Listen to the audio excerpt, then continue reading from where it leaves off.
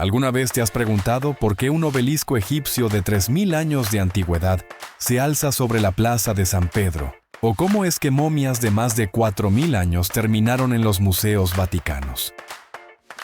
Artículos de Smithsonian Magazine y National Geographic plantean la misma pregunta. ¿Qué asombrosas verdades se esconden bajo una de las instituciones más influyentes del mundo? Si sientes curiosidad por reliquias como los restos notablemente conservados de Santa Catalina y las cartas guardadas en la bóveda secreta del Vaticano, prepárate para ver siglos de historia, que una vez estuvieron sellados tras las paredes del Vaticano, salir a la luz. En el centro de la plaza de San Pedro, un antiguo obelisco egipcio se alza imponente, de aproximadamente 25 metros.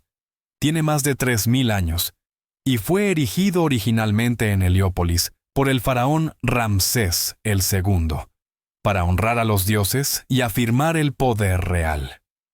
En 1586, el Papa Sixto V ordenó su traslado al Vaticano, una hazaña que requirió una ingeniería inmensa para mover más de 320 toneladas métricas de piedra. Su reubicación no fue solo logística, también fue simbólica. La Iglesia Católica reclamaba el legado de antiguos imperios, colocando un monumento pagano en el corazón de su poder espiritual. Hoy, está enmarcado por las majestuosas columnatas de Gian Lorenzo Bernini, brazos de piedra que dan la bienvenida a los fieles. Pero, ¿por qué hay un monumento a dioses egipcios en la plaza más sagrada del catolicismo? Esta fusión de poder antiguo y fe moderna plantea preguntas que pocos se atreven a hacer. Si los monumentos egipcios antiguos pueden estar en el corazón del catolicismo, ¿qué piensa la Iglesia de sus santos, especialmente cuando sus cuerpos parecen desafiar la descomposición? En la Basílica de San Domenico en Siena, Italia, descansan los restos de Santa Catalina de Siena, una mística, reformadora y doctora de la Iglesia del siglo XIV, cuya influencia moldeó tanto el pensamiento religioso como el político en Europa. Después de su muerte en 1380, su cuerpo fue exhumado 50 años después y se encontró en un estado inusualmente bien conservado. Hoy, se conservan en una capilla dentro de la basílica. Estas reliquias continúan atrayendo a peregrinos de todo el mundo, en busca de una conexión espiritual con la santa. Cada año, el 29 de abril, su día de fiesta, la basílica se convierte en un centro de oración y celebración solemne. Pero la presencia de reliquias físicas plantea preguntas duraderas. ¿Por qué preservar los restos de los santos? ¿Y qué significado más profundo hay detrás de esta tradición centenaria? Pero las reliquias de los santos no son los únicos restos preservados dentro de las paredes del Vaticano. ¿Y si la Iglesia también alberga a los muertos de una civilización que alguna vez condenó? Escondidas entre las estatuas, reliquias y tesoros religiosos de los museos vaticanos, hay algo que pocos esperarían: momias. Aunque a menudo se asocian con tumbas egipcias y pirámides del desierto, varios restos humanos envueltos en lino residen en el corazón de la ciudad del Vaticano, ofreciendo un vínculo directo con civilizaciones de más de 4000 años. Algunos de estos datan hasta 2000 años antes de la Era Común.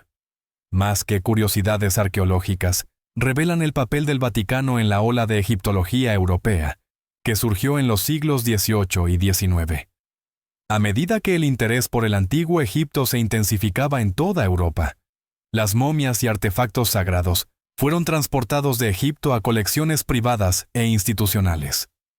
El Vaticano entró en esta esfera de influencia en 1839, cuando el Papa Gregorio el XVI fundó el Museo Egipcio Gregoriano. Aunque en silencio tras el vidrio, estos continúan planteando preguntas. ¿Por qué la Iglesia Católica coleccionó y exhibió artefactos vinculados a un sistema de creencias que alguna vez condenó? ¿Y qué narrativas no dichas permanecen selladas en el silencio de estos antiguos cuerpos? ¿Podría un sarcófago revelar más sobre la doctrina que las Escrituras mismas? Mantente atento. Dentro de los museos vaticanos, tallado en mármol y datando de mediados del siglo IV de la Era Común, se encuentra el sarcófago dogmático, un ejemplo impresionante de cómo los primeros cristianos utilizaron el arte para expresar creencias, identidad y doctrina. Probablemente encargado por una familia cristiana adinerada durante la transición del Imperio Romano hacia el cristianismo. Su nombre, dogmático, proviene de la naturaleza profundamente teológica de sus tallas. A lo largo de la parte frontal, dos bandas horizontales representan una serie de escenas bíblicas. En el centro, la creación de Adán y Eva enfatiza el papel de Dios como creador divino. Sin embargo, el simbolismo es más profundo. Los primeros pensadores cristianos conectaron este momento con Jesucristo, visto como el nuevo Adán, trayendo redención donde el primer humano trajo la caída. A través de sus relieves detallados, el sarcófago refleja la fusión de las Escrituras con la interpretación teológica, vinculando el Génesis con la salvación y la creación con la resurrección. Marca un cambio en el arte cristiano, cuando la fe comenzó a ser codificada en piedra, destinada a enseñar, recordar y proclamar. Más de 1600 años después, esto es un testimonio silencioso de cómo los primeros cristianos navegaron la fe, el poder y el legado a través del cincel, la piedra y la historia sagrada. El arte puede contar una historia, pero a veces, las verdades más reveladoras están enterradas. ¿Qué secretos guarda el Vaticano en sus propios archivos? Antes de continuar, tengo una petición especial de 10 segundos para todos ustedes que están escuchando. Si pueden ayudarme de alguna manera, solo presionen el botón de notificación y denle al botón de suscribirse. Significa mucho. Realmente apoya este canal. Y si hacen eso por mí, prometo que mi equipo y yo haremos todo lo posible para hacer este programa aún mejor para ustedes. ¿Trato? Largo tiempo enterrado tras las paredes del Vaticano, el Archivo Apostólico, anteriormente conocido como el Archivo Secreto del Vaticano, está revelando lentamente lo que ha estado sellado durante siglos. Albergando más de 1200 años de registros, esta colección restringida contiene algunos de los documentos más confidenciales en la historia de la Iglesia. Ahora, por primera vez, se han abierto secciones seleccionadas a académicos. Entre las revelaciones más significativas, se encuentra un conjunto de cartas del siglo XVII de Galileo Galilei, escritas durante su juicio por herejía en 1633. Estas cartas revelan cómo sus teorías heliocéntricas chocaron con la autoridad de la Iglesia, arrojando nueva luz sobre una lucha de siglos entre la ciencia y la doctrina. Aún más controvertidas son cartas diplomáticas previamente clasificadas del Papa Pío XII, quien lideró la Iglesia durante la Segunda Guerra Mundial. Durante décadas, los historiadores han debatido su papel durante el Holocausto. ¿Fue silencioso? ¿O trabajó en secreto entre bastidores para proteger vidas? Los documentos recién abiertos ofrecen respuestas parciales, pero con la misma frecuencia plantean preguntas más profundas. La verdad, parece, aún se está desarrollando bajo la superficie. Mientras archivos ocultos resguardan el pasado escrito de la Iglesia, en las profundidades, algo aún más antiguo habla, no en palabras, sino en imágenes pintadas por los perseguidos.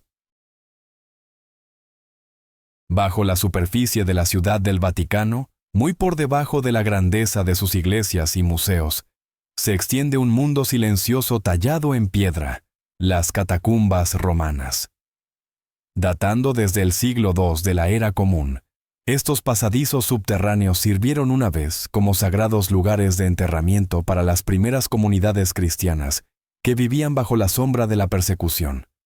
Pero estas catacumbas eran mucho más que lugares de descanso para los muertos. Cavadas profundamente en capas de toba volcánica suave, a menudo descendiendo a través de múltiples niveles, se convirtieron en espacios de oración, reunión y resistencia. Ocultos de las autoridades romanas, los creyentes practicaban su fe en secreto y dejaban mensajes no en palabras, sino en arte. En las paredes de estas tumbas, frescos, algunos de casi 1800 años, aún hablan. Revelan cómo el arte cristiano evolucionó, comenzando con símbolos humildes como peces y anclas, y gradualmente cambiando a escenas bíblicas completas. Estas pinturas no solo son expresiones de fe, son registros visuales de desafío espiritual y supervivencia.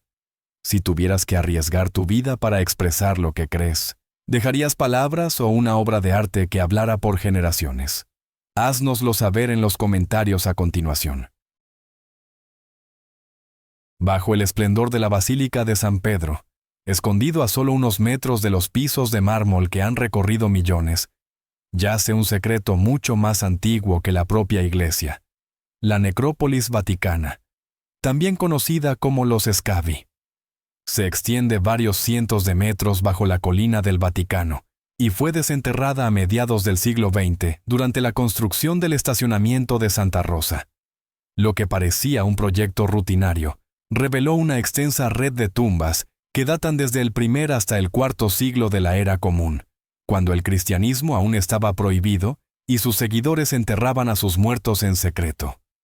Estas antiguas cámaras, adornadas con mosaicos desvanecidos y frescos romanos, cuentan una historia silenciosa de transición, desde el ritual pagano hasta la reverencia cristiana.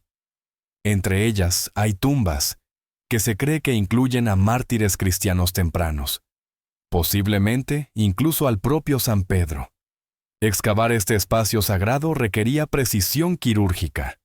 Cualquier error podría poner en riesgo la Basílica de San Pedro arriba, pero igual de desafiante era preservar la frágil obra de arte debajo.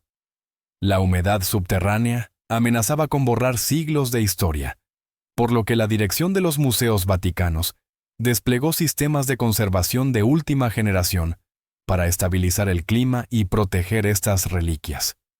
Incluso ahora, el acceso a la necrópolis sigue siendo altamente restringido. Escondidos en lo profundo de los museos vaticanos, más allá de las multitudes y galerías, se encuentran los apartamentos Borgia, una suite de la era del Renacimiento tan rica en brillantez artística como en controversia. Estas opulentas habitaciones fueron encargadas a finales del siglo XV por el Papa Alejandro VI, un miembro de la infame familia Borgia, asociada desde hace mucho tiempo con la corrupción, luchas de poder e intriga política. Sin embargo, más allá del legado escandaloso, los apartamentos son un testimonio de las complejidades culturales y espirituales de la época. Las paredes están adornadas con vívidos frescos pintados por Pinturicchio, uno de los artistas más destacados de la época. Cada panel revela más que belleza, cuenta una historia. El fresco conocido como La Resurrección captura el triunfo de Cristo sobre la muerte, mientras que otro, La Virgen y el Niño, ofrece un tierno vistazo a la sagrada unión entre María y el Niño Jesús. Pero estos no son solo íconos religiosos, son ecos visuales de una época en la que la Iglesia era tanto una fuerza espiritual como una máquina política. Los apartamentos Borgia reflejan una Iglesia entrelazada en la política. Pero, ¿y si el poder de moldear la fe no estuviera en el arte o la influencia, sino en las mismas páginas de la Biblia más antigua? Mantente atento. Dentro de los resguardados pasillos de la Biblioteca Vaticana, un manuscrito tiene un significado excepcional: el Códice Vaticanus. Escrito en griego antiguo y datando del siglo IV de la Era Común, se encuentra entre las copias más antiguas y completas que sobreviven de la Biblia. Su valor para académicos, teólogos e historiadores no puede ser subestimado. El Codex Vaticanus fue registrado oficialmente por primera vez en la Biblioteca Vaticana durante el siglo XV, bajo el papado de Papa Nicolás V. A pesar de siglos de guerra, agitación política y conflicto doctrinal, este manuscrito ha perdurado, escrito en pergamino, un fino papel de piel de ternera que ayudó a preservarlo a lo largo del tiempo. Originalmente, el códice contenía 73 libros, cubriendo todo el canon bíblico. Sin embargo, no todo permanece intacto. Faltan del manuscrito la última parte de la carta a los Hebreos, así como partes de Primera y Segunda de Timoteo, Tito, Filemón y todo el libro de Apocalipsis. Aún así, lo que sobrevive proporciona una ventana directa a las tradiciones escriturales más tempranas, mucho antes de las imprentas y las interpretaciones modernas. Y dentro de sus líneas desvanecidas, algunos creen que el Vaticano tiene más que solo escrituras. Tiene influencia sobre cómo se ha recordado la historia misma. El Codex Vaticanus nos da un vistazo a los orígenes de las escrituras. Pero en las sombras del archivo apostólico, yacen documentos que podrían reescribir lo que sabemos sobre la historia misma. En lo profundo de las cámaras fuertemente custodiadas del Archivo Apostólico del Vaticano, se encuentra una colección de documentos que abarca más de 1000 años de historia humana. Estos registros detallan el ascenso del cristianismo, la caída de imperios y la correspondencia entre papas, monarcas, científicos y santos. Aunque se han liberado partes seleccionadas a académicos, gran parte del archivo sigue sellada, y su contenido es conocido solo por unos pocos privilegiados. Entre las secciones más elusivas se encuentran los archivos de la Inquisición de la Edad Media. Aunque se han divulgado fragmentos de este oscuro capítulo, la mayor parte de estos documentos sigue encerrada. Se cree que estos registros sellados contienen transcripciones de interrogatorios, fallos internos y cartas confidenciales intercambiadas entre inquisidores y la Santa Sede. ¿Qué decisiones se tomaron en secreto? ¿Qué voces fueron silenciadas? Y más importante aún, ¿qué verdades permanecen ocultas tras las paredes del Vaticano? Verdades que podrían reformar nuestra comprensión del pasado de la Iglesia. Por ahora, las respuestas siguen enterradas. Pero cada página cerrada sugiere que hay más de lo que el mundo nunca debió ver. Desde tribunales de la Iglesia hasta inquisiciones, las palabras escritas han moldeado la creencia. Pero, ¿qué sucede cuando esas palabras provienen de una de las mentes más grandes de la historia humana? A continuación. En lo profundo de los archivos de la Biblioteca Vaticana, custodiado por siglos de silencio, reposa un manuscrito como ningún otro, el Codex Vaticanus, Urbinas 1270. Esta extraordinaria compilación reúne los escritos y bocetos de Leonardo da Vinci, cuidadosamente ensamblados después de su muerte en el año 1519 por su leal estudiante, Francesco Melzi. A diferencia de los cuadernos dispersos de Leonardo, a menudo llenos de escritura en espejo y garabatos en los márgenes, este códice ofrece estructura y claridad. Adquirido por el Vaticano en el siglo XVII, ha permanecido como una piedra angular para los académicos que buscan comprender la mente de uno de los polímatas más brillantes de la historia. En su núcleo yace la obsesión de Leonardo por la anatomía humana. Sus precisos dibujos de músculos, órganos y sistemas esqueléticos, combinados con notas meticulosas, revelan una inteligencia decidida a descubrir la mecánica de la vida misma. Sin embargo, la anatomía era solo el principio. El códice también se adentra en la mecánica, la física y los principios de movimiento y fuerza, mostrando cómo Leonardo entrelazó la ciencia y el arte de manera siglos adelante de su tiempo. Si pudieras leer solo una página del Códice Secreto de Leonardo da Vinci, ¿elegirías sus estudios sobre el cuerpo humano o sus teorías sobre cómo se mueve el universo? Haznoslo saber en los comentarios a continuación y no olvides suscribirte y seguir el canal para descubrir más cosas interesantes. En un rincón escondido del Vaticano, dentro de una cámara conocida como la Sala de las Lágrimas, el espacio donde los nuevos papas se retiran por un momento de soledad, se hizo un descubrimiento notable completamente por accidente. Mientras limpiaban las paredes frescadas como parte de un proyecto de restauración rutinario, los conservadores de arte descubrieron trazas tenues bajo siglos de suciedad y hollín. A medida que se retiraban cuidadosamente las capas, emergieron dos frescos perdidos hace mucho tiempo.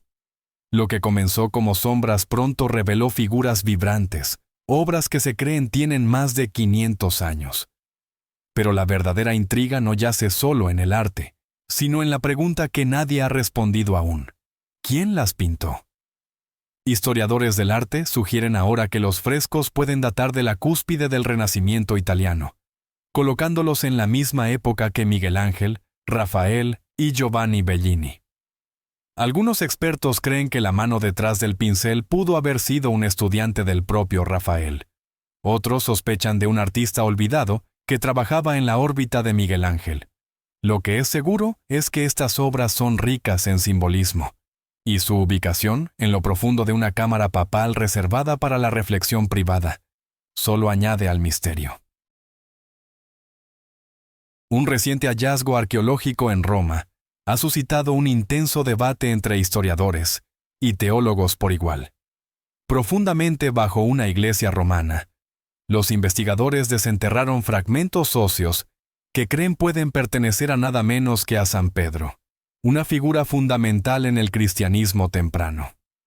Pedro, una vez pescador de Galilea, se convirtió en uno de los discípulos más cercanos de Jesucristo.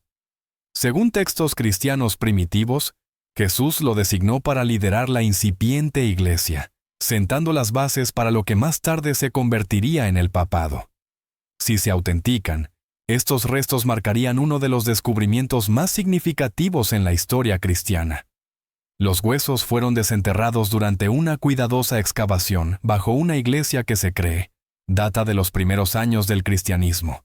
Los arqueólogos sugieren que este sitio pudo haber servido una vez como un lugar de reunión para los seguidores de Pedro, haciendo que el contexto del hallazgo sea especialmente convincente.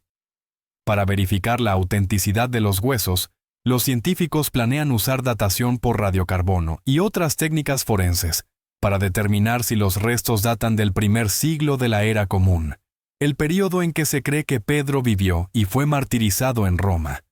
A medida que se realizan las pruebas, una pregunta permanece: si estos son verdaderamente los huesos del hombre elegido para liderar la iglesia, ¿por qué fueron enterrados aquí y no bajo la Basílica de San Pedro, donde se dice que yace su tumba? Otra capa de misterio se despliega, no bajo el Vaticano mismo, sino bajo uno de los monumentos más venerados de Florencia, la Basílica de San Lorenzo. Bajo las capillas Medici, en la Basílica de San Lorenzo de Florencia, se redescubrió una habitación olvidada en 1975 durante la construcción de una nueva salida para el museo. Lo que encontraron fue extraordinario. Una cámara sellada que se cree albergó a Miguel Ángel durante la agitación política de 1530. En las paredes, dibujadas con tiza y carbón, hay bocetos en bruto que se piensa son del propio Miguel Ángel. Estos estudios incluyen dibujos anatómicos e ideas tempranas que reflejan sus posteriores obras maestras. Un boceto parece estar vinculado a las esculturas de aurora, crepúsculo, noche y día, que se encuentran en las tumbas Medici justo encima de la habitación. Otros evocan figuras de la Capilla Sixtina, insinuando que incluso mientras estaba escondido, Miguel Ángel estaba moldeando el futuro del arte. Aunque son toscos y sin pulir, estos dibujos ofrecen una rara ventana a la mente de un maestro bajo presión.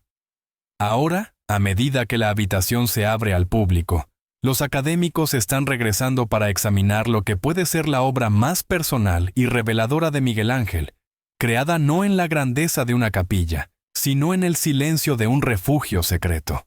Y mientras descubrimos los bocetos de un genio en fuga, una reliquia aún plantea más preguntas que cualquier otra. Un trozo de lino que millones creen que envolvió el cuerpo de Cristo. Entre las reliquias más debatidas vinculadas al cristianismo, pocas rivalizan con el misterio del sudario de Turín. Creído por muchos como el paño de enterramiento de Jesucristo, este lino lleva la tenue impresión de un hombre, marcado con heridas consistentes con la crucifixión, manchas de sangre en la frente, manos y pies. Mientras su impacto emocional y espiritual continúa cautivando a los creyentes, los orígenes históricos del sudario siguen sin resolverse. La primera aparición documentada data del siglo XIV en Francia. Sin embargo, quedan preguntas. ¿Fue traído a Europa por los cruzados? ¿O fue elaborado en una época posterior? En 1988, las pruebas de datación por radiocarbono colocaron la creación del paño entre los años 1260 y 1390 de la era común, sugiriendo que era un artefacto medieval. Sin embargo, no todos los expertos aceptan estos resultados. Algunos argumentan que la sección probada provino de una esquina reparada del paño, en lugar de la trama original, lo que podría haber sesgado los hallazgos. Sumando al misterio están innumerables teorías sobre cómo se formó la imagen. Algunos científicos proponen reacciones químicas desencadenadas por actividad microbiana, mientras que otros citan radiación natural, calor o exposición a la luz. Hasta el día de hoy, no hay una explicación que haya sido universalmente aceptada. Si disfrutaste el video de hoy, por favor dale me gusta. Y no olvides suscribirte a mi canal. Tu apoyo significa mucho para nosotros. Haz clic en el video que aparece en tu pantalla ahora mismo. Estoy seguro de que disfrutarás este contenido. Comenta abajo qué país te gustaría ver en nuestro canal. Muchas gracias por ver y nos vemos en el próximo video. Gracias por estar con nosotros. Deja un comentario, dale me gusta para mostrar tu apoyo y recuerda suscribirte para más videos emocionantes. Nos vemos la próxima vez.